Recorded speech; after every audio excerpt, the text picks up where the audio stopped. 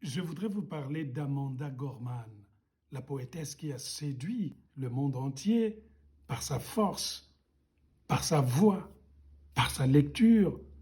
Aujourd'hui, je lis ici et là des polémiques selon lesquelles ces traducteurs ou ces traductrices ne voudraient plus la traduire parce que ils ou elles sont persécutés par des gens qui disent que Amanda Gorman étant noire, il faut qu'elle soit traduite par des noirs.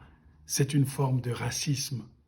Parce que si vous connaissez l'histoire littéraire, si on s'en rappelle, certaines des grandes œuvres de la littérature africaine ont été traduites par des blancs. Raymond Queneau a traduit L'ivrogne dans la brousse d'Amos Tutuola. Je ne parle même pas d'André Breton qui a fait la préface du cahier d'un retour au pays natal. Ou bien même du même Queneau qui nous a donné la première anthologie dite nègre. La littérature grandit parce qu'elle traverse les frontières.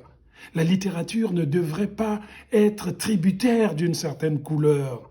Et cette polémique, au lieu de grandir l'œuvre de celle qui pourrait devenir une des grandes poètes de notre époque, est plutôt en train de chercher à l'enfermer dans cet instinct grégaire qui est incompatible avec la force de la littérature. Et c'est cela le désastre auquel nous assistons, hélas.